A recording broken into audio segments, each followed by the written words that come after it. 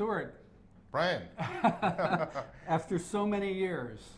here we are Okay, again. let's. I have the first question okay. for you. I'm going to take you back now to 1984. Okay. Mm-hmm. Now, I had a script, and you had investors, but you were making another movie. What was that film What was you were that making? movie? Yeah, what was the Oh, movie? you're talking about Beatifica Somnambula, the Yes. Kim Deitch movie. Yeah, Yes, that was a movie based on Kim Deitch comics, of which he did the script in comic book form, and I remember it was with Bob Greenberg, the guy that introduced us Right. and sent me to Chicago to see you at the Organic Theater. I was working with him to do there was 3 stories. And Bob was going to direct it, right? Bob was going to direct it, and the first one was called Born Again, about a guy on death row in prison who escapes by being reincarnated as a potato. But Bob was the guy who, and we did tests on that, by the way. And Potatoes. with the potato head, and this was before digital, and this is 1984, I think. Mm-hmm. And I remember we were, I got to LA because I had put an ad in Variety for a director. Help wanted. Right, director. Yeah. I got Yeah. 1,000 replies. I ended up seeing Bob Greenberg, and he said, "Oh, there's this guy in Chicago that you have to meet." But before that, he was going to direct. Oh this yeah, movie. he was going to direct it. Now, yeah. what happened to the movie? Why didn't you make it?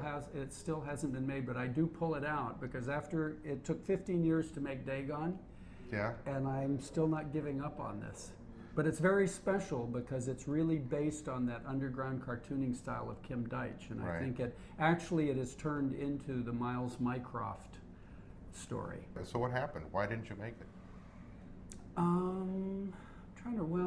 think for one reason I was working with Empire, and it just wasn't going anywhere. I was putting up money for development, and it wasn't really going anywhere. And so then I said I'd been in LA for 3 months already, and I thought, by God, I've got to make a movie. And so I was actually, I was also talking to Marty Katrasser about a movie called Laughing Matters, which was a comedy. Mm-hmm. And then Bob Greenberg said, "Oh, you should see Stuart Gordon in Chicago." Oh no, that was actually, I saw you the Thanksgiving before I moved to LA. I think it was '83.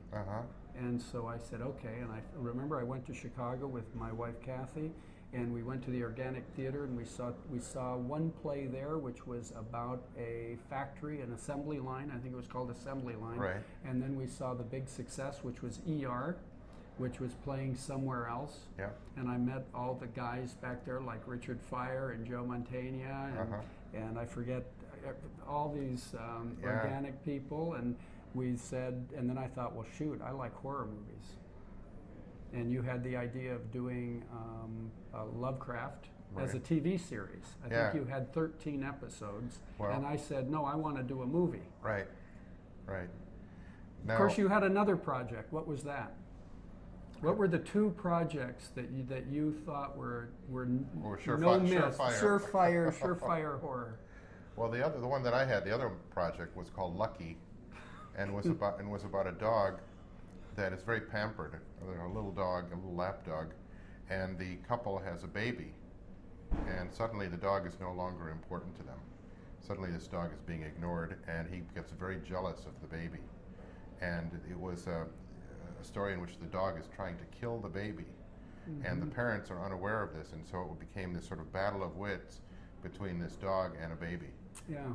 And looking back at it, it's like the 2 worst possible. I just thought, let's see, zombie Lovecraft movie or Cujo with a baby in the crib. Yeah, directing babies and dogs, would have been a nightmare. But yeah, and so you decided at that point to switch to Re-Animator. Well, there was no question in my mind. But I think it was more that I liked how you worked the assembly line, because after the show, this was like a test, and you talked to the audience and asked them about it, and some of them didn't say great things, right? And you didn't you didn't encourage them not to. Uh-huh. And I felt like I thought that you were being smart. And I thought that you were, and I thought that, and the show worked. It's not like the show didn't work. You know, it was a story and it worked. So I thought, well, I thought that was impressive. It was good acting. It was, everything was good about it. The audience was into it. And then when we went back to your place, I forget, it was right near the Organic, and talked horror movies, it was obvious that we were on the same, this, and I think we still are. I just thought, wow, this is, Kindred he spirits. knows what's going on, Right. We don't know. In hearing what you're saying, one of the things that's the most amazing to me is Bob Greenberg, who had been hired after you had placed the ad, being kind enough to sort of give over the job of directing to someone else. Well, actually, it's funny. Actually, it was what's her name? Kim Deitch's ex-girlfriend, Sally Cruikshank, who did the great animated short Quasi at the Quackadero, and who I had called, because when I went to LA, I would just start calling any name I had. And I had met her when I went to Berkeley to see Kim to get the rights to Miles Mycroft. I had lived in North Carolina. And she was living with the producer of Airplane, John Davidson. So she was working with John Davidson. So I went to see her, and I think it was I went to her house, and then she had me call John Davidson, and I think he's the one that gave me Bob Greenberg's number. And then when I saw Bob Greenberg's business card, which had some beef cooking on it on a spit, and it said Bob R. Greenberg, I think it's R. Bob Greenberg, movies and barbecue, the best of both. I knew that I was in the right world, But Bob was great. Bob was a real dynamo. Yeah, I remember him calling me and saying, I think I finally have got the possibility for you to get this thing made, but Brian wants to make a movie, not a TV show. So and he was the one who brought us together. So it was a very unselfish act on his part. Yeah, he was great. Yep. And I remember that then we decided that we would do it at the Organic Theater. Yeah, we were going to shoot and it in Chicago. You wanted to shoot it in 16 in black and white. Is that right? Yeah. Said it's got to be gritty. It's got to be edgy. I said, God, I'm investing money in this. 16 black and white. Well, the best horror movies are in black and white. Right. I think they're scarier when they're in black and white. I think the movie theater gets darker when it's in black and white. Yeah. But the board at the theater wouldn't. I know, wouldn't let it was us do really crazy because we offered them half the movie if they would let us use the stage, but they thought that the plays, it just wasn't the right thing to do, and shouldn't be doing horror movies. And it wasn't until that point that you accepted that you would actually go to LA to do it, because I'd moved there already. Right. So. And where do you remember the first read through we had of the script? Very vaguely, I do. Yeah. We had it in my living room up in Laurel Heights. Right. And I think Richard Fire read. I'm trying to remember the people that you had reading, because you brought the act. No, we didn't have any casting done. It was just kind of a read through of the script to see how the script worked. Yeah. Do you remember all the movies that you screened for me in your home? I remember we saw Rosemary's Baby a number of times. We did, which was, I think, my filmmaking 101, But you really sort of wanted to look at all of the movies, all the horror films that had been popular over the last, I guess it was like the last 5 years at that time, the early 80s. And we saw Driller Killer, and we saw, oh my God, I can't remember them all now, they were like, every single movie that had come out that had, and we said, we've got to do better than this. We have to somehow outdo these movies. And sometimes it would be double or triple features. We would be up all night watching these movies and talking about them, and what worked and what didn't work and so forth. It was great. I remember the thing I remember is having Thanksgiving dinner at your house right before we started shooting. That must have been a year later. From the time it was that we a year met. later from the time we met that we were going to start shooting. Yeah, and the movie was shot between Thanksgiving And Christmas. Yeah. So we had to get it done before Christmas. I think it was Christmas Eve that Yep. we bailed Yeah, on it. that's right. And Bob Greenberg took me out for sushi the night before I started shooting, and I was like so nervous. I was having these really strange dreams about strange sea creatures. Which And that's when you thought maybe that Dagon should be. That was why a Dagon movie. was going to be the second movie. That's right. And I remember all the, you remember the different permutations that the script went through. I remember the first version ended with Halsey being killed. Yes, that's right. There's something about theater plays that seem short. Well, what it was that we had, originally we were going to do it as a half-an-hour TV show. Mm-hmm. And we tried to sell it, and it couldn't. And then someone said, well, you have to do it as an hour TV show. So we added more material, and we took the two stories of Lovecraft and put them together. And then you came in and said, no, it's got to be all, you read the stories and said, you got to put them all in. Yeah. Well, I know that I was always sure that you have to have a guy carrying his head around. Because there's something about that just seems, this is the great stuff. Yeah, this is a real horror movie. We also went through a lot of questions about whether the eyes should glow on the zombies. At least we got the glowing fluid, but remember at one time we were going to have all the eyes glow, and then Dr. Hill was going to have these really incredible powers, and finally we decided that the fluid was probably enough, although Hill still had some pretty good powers. When we shot it, he was hypnotizing people. It was the thing about his will being so strong, and he could make people do whatever he wanted them to. And I think it was Albert Band that made us cut all that stuff out of the movie, if I'm not mistaken. No, it was Lee Percy. Was it Lee? Lee was great.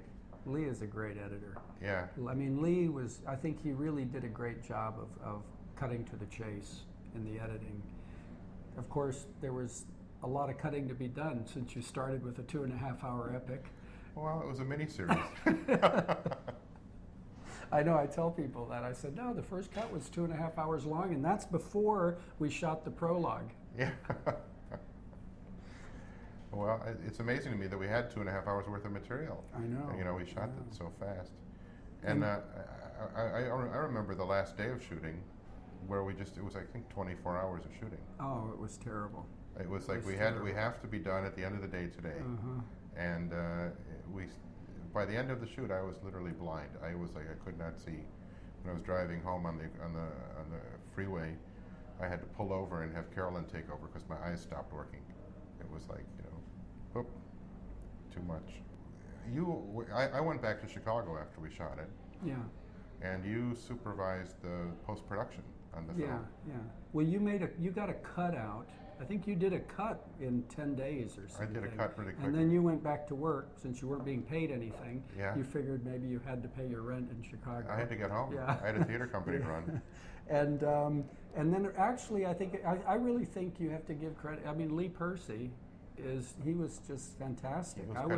I felt I was going to school. First movie, it was like I just kept watching what everybody did and kind of, really enjoying it. But Lee was really great because I sat with him almost all the time he was cutting and watched over his shoulder, and it was just amazing to watch him start building a pace out of the movie. Well, it's funny because we looked at a lot of editors, getting down to how he chose Lee. And I remember on his reel was one of these movies that was I don't remember what the name of this guy is, but it was a samurai movie where the samurai's pushing a baby carriage. Oh yeah. With a little lone wolf and cub. Yeah, and the little kid fights as well. And looking at the way that was put together made me realize that Lee could do this movie because it was all created by the cutting. It was none of this stuff was ever really happening. It was all the montage that created the action. And I was very impressed with that. Well, I think you have to give a lot of credit to Bob Greenberg too, because he was always. I think Bob was such an important part of it. I mean, he was like the spirit of the whole thing, and I think that he really you know, he always got you down to the basics. And he Yeah. was the guy that brought in Dr. Donald Reed and the Sci-Fi Club when we did like a test showing of the rough cut.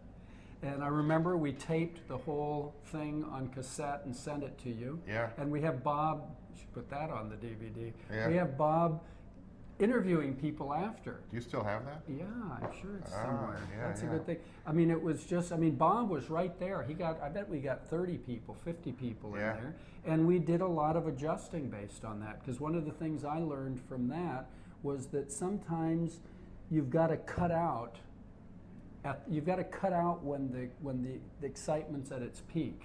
And if you don't, you kind of lose the audience a Yeah, little. yeah, yeah. And otherwise, they're just screaming. I mean, people are surprised when I tell them, "Oh no, there was more of the head giving head, and there was more of the autopsy and these things." But right when the audience gets to its peak, if you don't get away, what happens is The level you start drops. losing them. Uh-huh. And that was a surprise to me because I always thought it was about just putting more and more. Mm-hmm.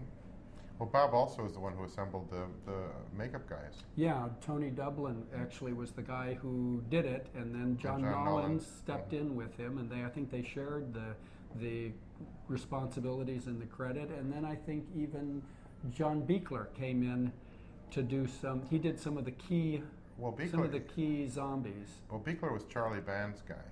Mm-hmm. You know, he was, and you should talk a little bit about how Charlie got involved in the whole process. Yeah. How did that all work out? Well, the first person I met when I went to Hollywood was Albert Band, and so he took me to see his son Charlie, and I liked what Charlie was doing. Yeah. He was starting Empire at that time. I liked the kind of movies he was doing, and so and he was the guy that I did the deal with for the Kim Deitch movie, which it turned out really wasn't going anywhere. I was sort of paying for development, but I don't know where the money was going. And You're paying for development for a lot of movies. right, probably. and then Charlie was always having problems keeping his cash flow going, and for a while I got involved with him in trying to kind of get, sort of bridge financing for some of, especially Trancers, which was, I think, one of his quite good movies.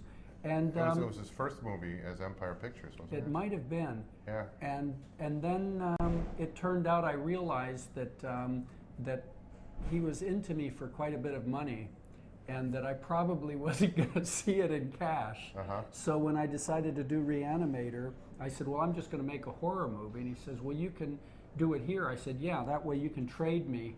We'll just start evening the books with the office space, with the, with all these other costs.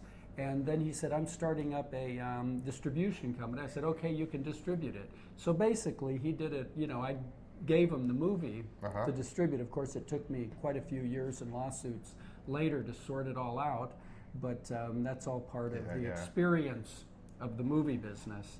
And I remember distinctly when I told Albert that I was going to make Re-Animator, he said, shit, there's no money in horror. I said, what are you doing that for? Well, Albert I don't know. Albert was kind of grossed out by the whole movie, I think. Yeah, I don't think that was his, that really wasn't his style. But I just remember some of Albert's expressions when he would come in, and he would sort of every now and then drop in the cutting room, and he would say, "You got 20 pounds of shit in a 10-pound bag here." Yeah, he was always very positive about it. Always being positive. Or he would say, what are you? Nothing's going on here. They're just talking. It was but I thought his advice was very good, and it was a very interesting relationship because it was Charlie's company, but Albert, the father was working for Charlie. Yeah. And when I first met Charlie, I was kind of amazed that he seemed like this little kid. Yeah.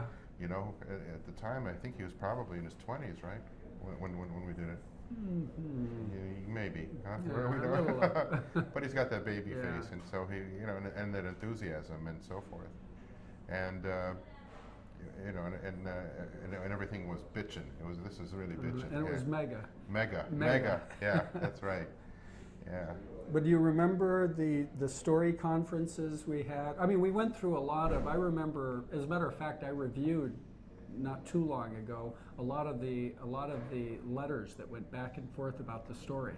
Oh yeah. Because at one time, Dr. Hill was going to be kind of an African voodoo priest or something. That's right. There was a lot I of, forgot we that. went through a lot of different Changes. ways to try to adapt that character that in the Lovecraft story, I don't even think his name is Hill. I think it's, I'm trying to remember, I think the pilot that loses his head. I He's don't an remember if officer. it He's was- an officer in World yeah. War One. And so there was a lot of ways to try to deal with that. But, and by the way, I think that the adaptation of the stories is actually quite good. If you read the stories, it really takes a lot, really represents a lot of what's in the stories. I think it's a very good adaptation. But I always remember talking about the head giving head scene. Do you remember that? Yeah. Well, I remember Dennis Paley calling me up when he wrote it, and and laughing because he said, "I've just written the world's first visual pun." Right. Yeah. Yeah. And it was all about, well, what would a head want? Yeah. What would it want? Let's and think about and this. what could it do? That was the other thing. What could it possibly do? And I remember, do you remember that we were considering, like, now how can the head talk if it doesn't have any lungs? And so at one point we're saying, well, I think we're going to have like lungs hanging off from it, and somehow have. Now in Lovecraft, remember, he carefully sewed the veins together, and of course we didn't have time for that because the movie had to go faster. But we decided that a head can talk. Well, Come on. Yeah, exactly. We know that. Well, also, I mean, the main question is, how does it? If there's no heart, how does the blood get to the brain? That's the other thing. But these are things you have to think about. I guess, Right. to some Well, we degree. certainly took them all under consideration. Well, I remember. I mean, the thing with you is, and it's still this way, is that you are a detail guy. And it was sort of like guys, I remember it was being like guys planning a bank robbery. Okay, you're going to go into the bank, at 10:05, and then the getaway car is going to be parked outside at 10:07, and you're going to approach it was all this precise stuff. Now, what's going to happen next, and how are we going to do this, and what's going to happen? It's like you'd go over the schedule with us for every day shooting, and we're going to do this shot, and then that shot, and and it was like, finally, I think somebody said, Brian, we've got to make this movie. We've got to stop planning it and make it. We just have to do it. But I think that it was one of those things that was the planning made it possible. It was a lot of movie for 16 days or whatever. Yeah, 18 days. Because I remember we even cut the prologue out because we didn't have time. Yeah, and why did you want to put it back in? Because I just felt like the movie wasn't. I thought that the audience wasn't going to know what kind of movie it was. I felt like it. I'm always afraid they're going to be bored stiff if we go 2 seconds without something happening. Well, yeah, and I really felt like it was not getting to the good stuff early enough, and I felt like you have to tell them what kind of movie it is. So when it gets there, first of all, the ones that they'll be waiting for it, and secondly that they're not going to be like thrown off. But I think I thought the prologue was very efficient. No, it was great. Very efficient. I mean, I think you were right. I mean, I remember us having a lot of discussions about it. Do we want to tip our hand right from the beginning, or do we want to build this thing gradually and kind of? But I think it was a really good call. And I thought that, and remember, I don't know if you remember this, but there was also a question of which take of Jeffrey Combs to use in the prologue when he says, "I gave him life." Really? And there was one in which he's kind of looking off camera a little. It's a bit more realistic. Mm-hmm. And then there was one that you had him look right at the camera and say it, and it was absolutely just over the top. And there was this question about which one to go with. And finally you decided to go with the right down the alley shot. Yeah. And you know what? That's the one, you see that shot and you go, wow, this movie's going to have some fun. Yeah, yeah. And Jeffrey Combs, do you remember when you first saw him? And well, he came into an audition. It was I'd never met him before. It was Anthony Barneo, who was our casting director, who just brought in Jeffrey, and he was from that first moment he started reading. This is clearly Herbert West. I had originally thought he was going to be this blonde Aryan type guy. That's how he's written. Yeah, and no, Jeffrey was the guy. I remember seeing Jeffrey. I don't think I saw Jeffrey until there were the callbacks at the. Remember, first we were auditioning in a room about half the size. Yeah. With like a bunch of us behind the table. Uh-huh. And then, because I remember seeing Bruce Abbott and Barbara come in, but I don't think I saw Jeffrey when you saw him. And I think there were the callbacks that we had at the church on the corner of Highland and Right, the Actors Church. yeah, the Highland and Franklin. Uh-huh. And Anthony had gotten a space there, and you had, I think, 3 sets. I think you did a scene where Meg is crying, I think. Mm-hmm. And maybe you also did the cat when they find the needle, the dead cat. Uh-huh. Maybe that was the scene. And you had like, I think you had 2 or 3 of each. Uh-huh. And I remember seeing Jeffrey, and just Yeah. it was like no question. Yeah. You know, it was like he just immediately kind of made it all real, and that was a big surprise. And it's been interesting to see how he still works great that way. Do you remember the choice of Dr. Hill? Who the other actor was? Do you remember there were 2 actors, and there was a question. One of them was, he was sort of I forget him, but he was sort of a more normal, sort of baldish sort of guy. Yeah. And there was a question about whether to go with the obvious Hammer horror movie villain, David Gale, or whether to go with a more believable one. And that was a big question, because it was like the other guy was kind of more realistic. And David Gale was more like, he was it. he was like gothic horror. Yep. And it was And he said laboratory. he was great. Not pretty nice laboratory. Were you Mr. there West. when we showed it at what lab was that? When we had the showing of it, I think we had the sound mixed in for the first time with the actors. No, Were you there when no. David Gale No. was there? And I mean, he was on the verge of having a relationship end already, I'm sure. But his other half walked out of that screening and never came back. Never came back, To period? him. Ever? Yes. That was the end of their Yes. relationship? I didn't know that. Oh my God. I do remember her going, David, you couldn't. David, how, it's like, that's what she said. I mean, and that's walked not out. that's not a funny story. but Well, it's- it was, I thought it was funny. I didn't realize that it was the end of his marriage. Oh my God. But, David Gale, incredible. So Barbara Crampton and Stuart Gordon directing Barbara Crampton in some of the more famous scenes of the movie. Well, Barbara was a trooper. I remember that there was another actress we cast originally to play that part, and I cannot remember her name. Can you? Mm-mm. No? I mean, Barbara just wiped that name right out of our minds.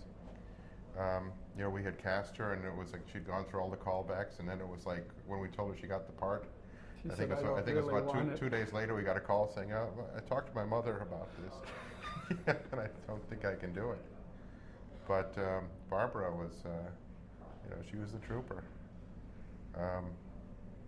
But the one who I think is sort of the unsung hero of Re-Animator is Bruce Abbott. Bruce Abbott. Who has to kind of hold the whole movie together. Mm-hmm. And Well, it's his story. it's all from it's his really point of his view. story. Yeah. And his character really is the narrator, I guess, in the original Lovecraft story. And has no name. Right. Mm-hmm. And really, just doesn't really have much of a story either. We don't really know anything about him except that he's sort of witnessing all of this and is being, horrified by it all. But Bruce really gave the audience someone to identify with and to root for and to care about. And it was his scenes with Barbara that I think gave the movie its soul, really, its heart. Because if you didn't have him in it, would just be all these weirdos, would be. Well, I think I think that Re-Animator really has it's really it's a very well-fashioned script to me, and I really like the bookending of Bruce, not wanting to give up in the trying to bring back the life, CPRing the or what do they call it when they put the electric? Oh, the paddles, yeah. The paddles Yeah. on a emergency room patient, and your wife telling them to just let it go, just forget it. Yeah. Carolyn Purdy Gordon. That's right. Who appeared in the first 3 of your movies, and in also in Fortress, she appears as a voice. Yeah, she's the computer in Fortress, and she's.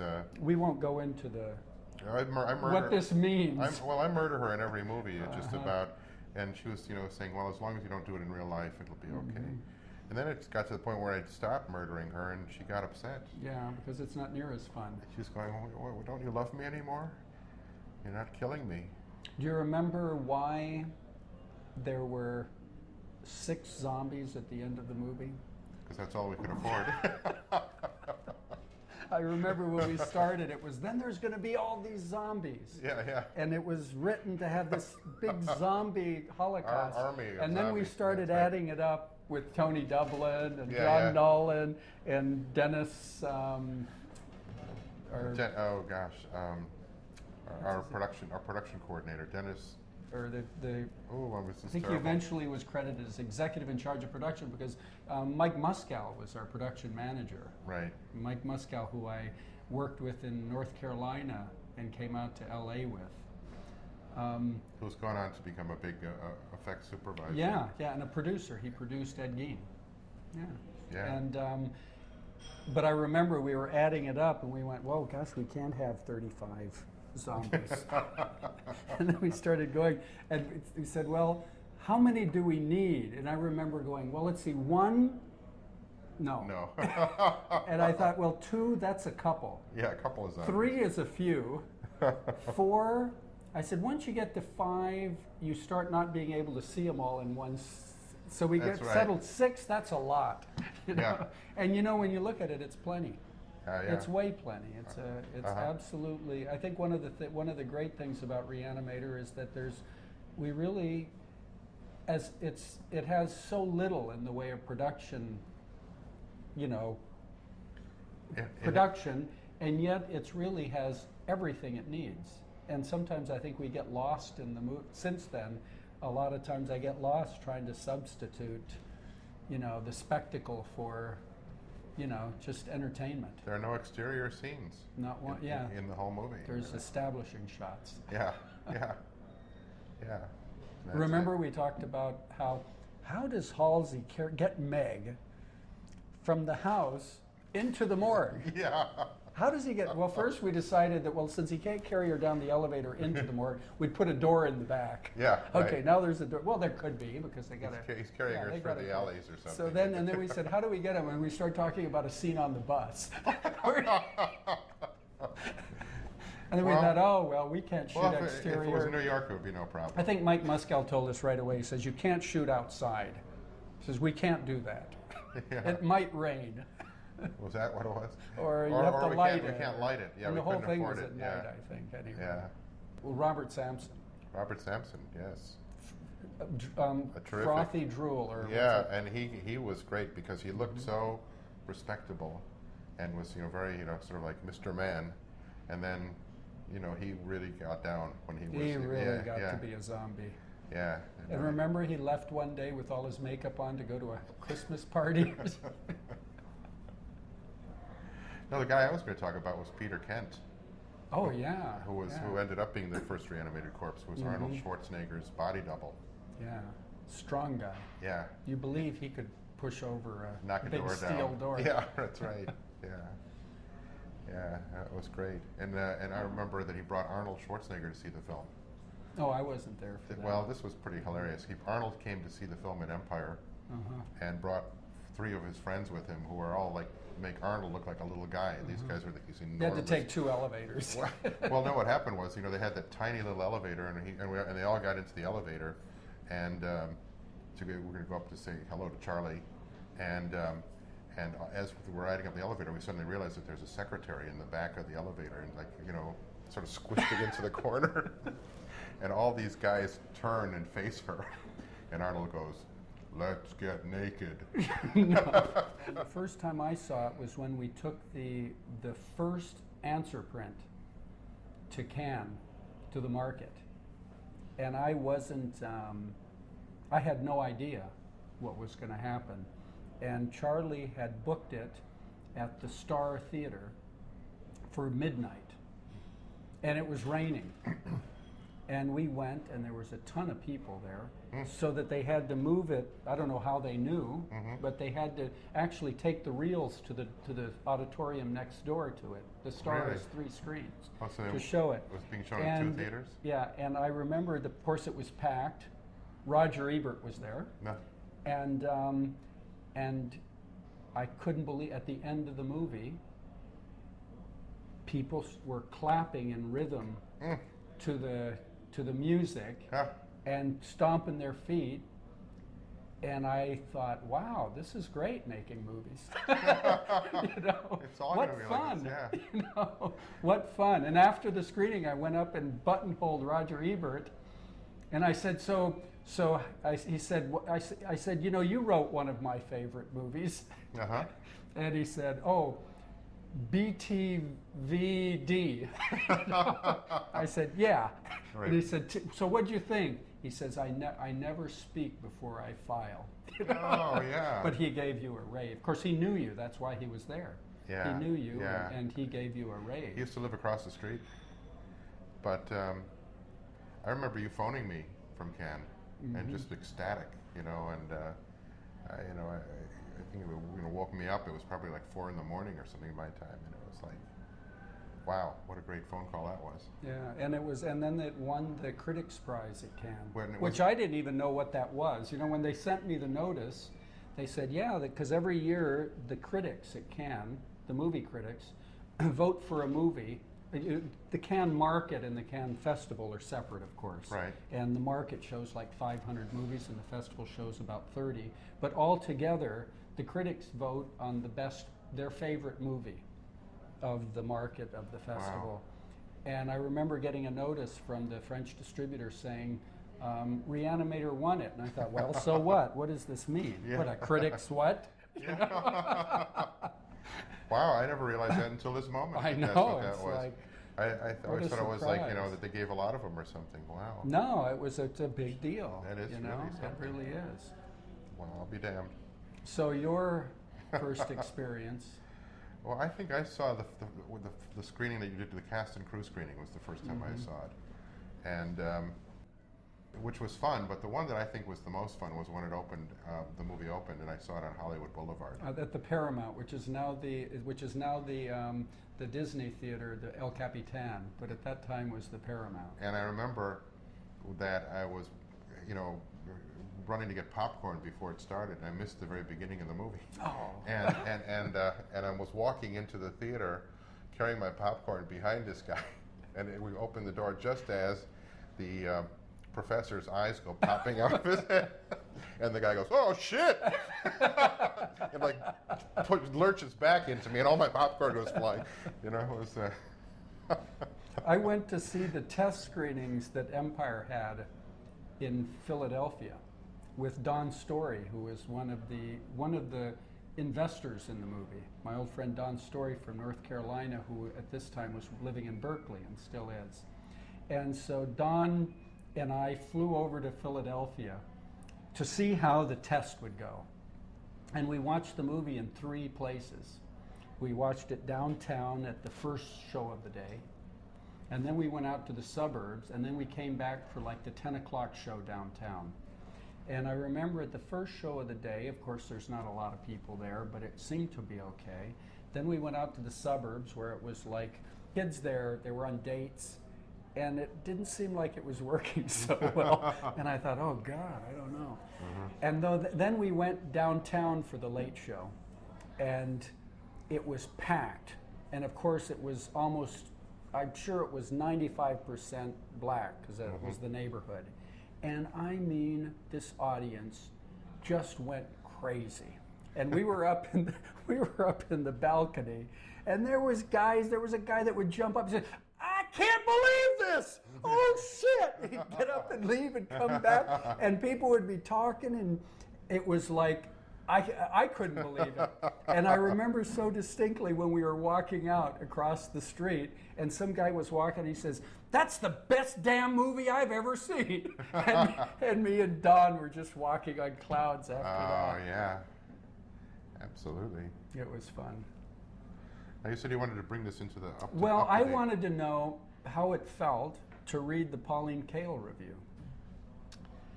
That review was a wonderful review. And I remember that she referred to Barbara Crampton's body as being a Botticelli, Venus or something. What astonished me about it was when I was making the movie, I never ever expected that the critics were going to like it. I mean, it was like, it just sort of, I wrote them off. I said, this is not... You never would have thought that it would be on 10 best lists No, for that no. year. Or Pauline Kael, I mean, my God, that she would like the film. I mean, and I think looking back that was in a way a good thing. That if you start worrying too much about what the critics are going to say, that you get into trouble. You get too tasteful or something. This one, it was really for the fans. You're about to embark on the third Re-Animator film now. Yeah. Yeah, and what are your? Oh, it's just it just seems like an impossible situation. I don't think you've ever done a sequel. No. I've done a lot of them, and they are just. It's so much easier to do a real movie, a fresh movie.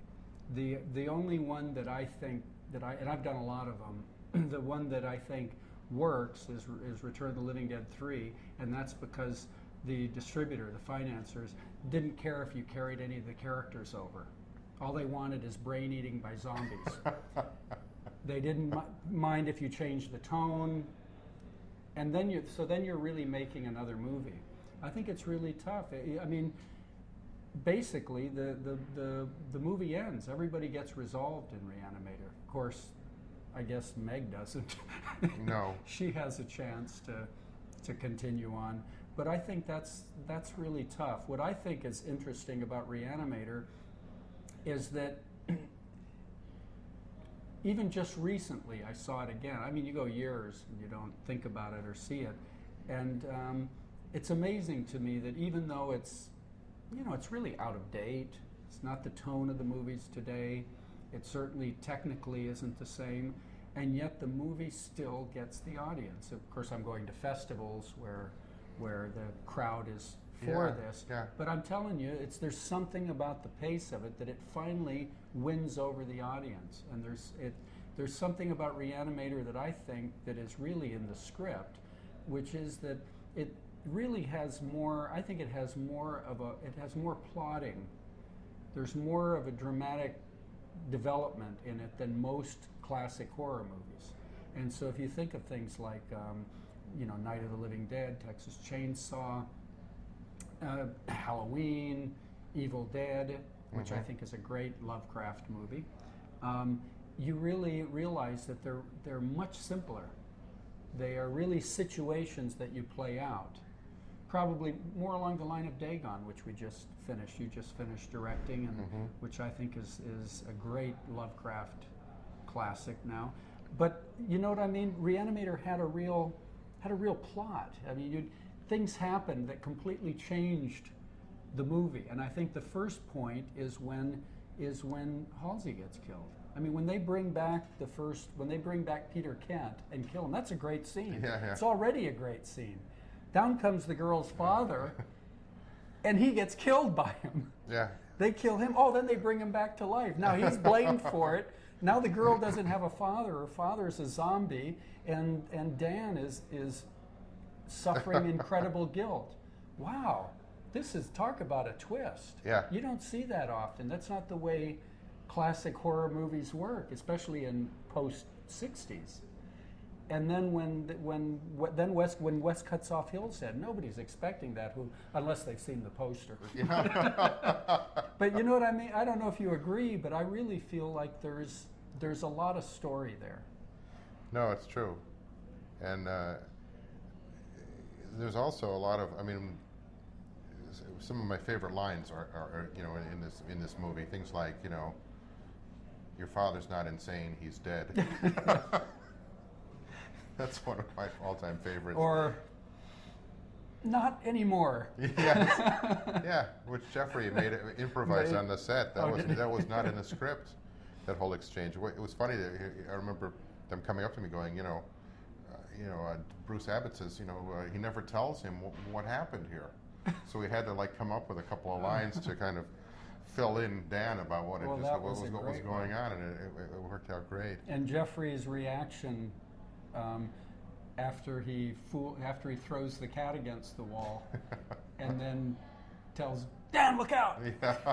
I think that really shows Herbert West's character. I think that was a great shot. Mac Allberg following those guys around as they looked for the cat, and the whole thing being done in one shot with wires tumbling over cans. I thought that was such a well-designed scene. Well, the thing about working on the movie that I remember, other than the fact that my shoes were constantly sticking to the floor, was the fact that there was this wonderful joy and energy, that people really were getting into this movie. And I remember watching the first round of dailies with Jeffrey Combs and the two of us just laughing our asses off.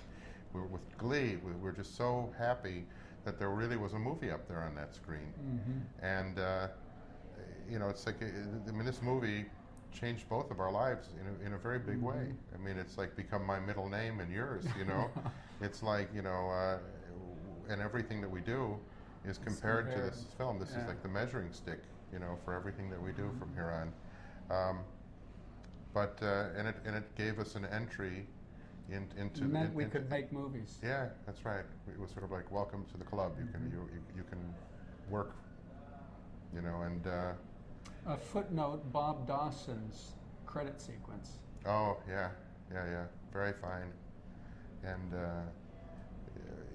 I mean it was like everything, and Richard Band's music. Mm-hmm. It was like everything just kind of fell into place. And Mac Allberg and Bob Ebinger, mm-hmm. the two guys who shot the movie. It's one of those things that at the time I don't think I really appreciated how lucky we were. That it was the right people in the right place at the right time. Well, I remember feeling that right before we were shooting. I remember actually seeing you at my house for dinner before the shooting. Yeah. And it was raining. You remember going to I remember going out to a sushi place before. Well, I remember being at my dining room, and it was raining. It was you and I forget who else was there. And I remember it was raining. It was, oh no, it's raining. You said, no, that's good luck. It's good luck if it rains on opening night. Yeah. And I said, well, that's good, because I remember feeling very strongly that the movie was charmed. I remember, I said, this movie's charmed. And it rained in Cannes. It did. Yeah. No, it was a good thing. Well, I have a theory about beginner's luck. I think it's because when you do something for the first time, there's nothing else. And I don't know if you can ever make a movie again where you're not thinking about the last one and the next one and the one that you're trying to get ready. And I think on the first movie, all you're thinking about is this movie, and it's sort of day by day, it's just the whole world. And I think that's, for some reason, it makes everything work better. Well, I have to also say that it was the beginning of a very good friendship, and that we seem to bring out the worst in each other. Right.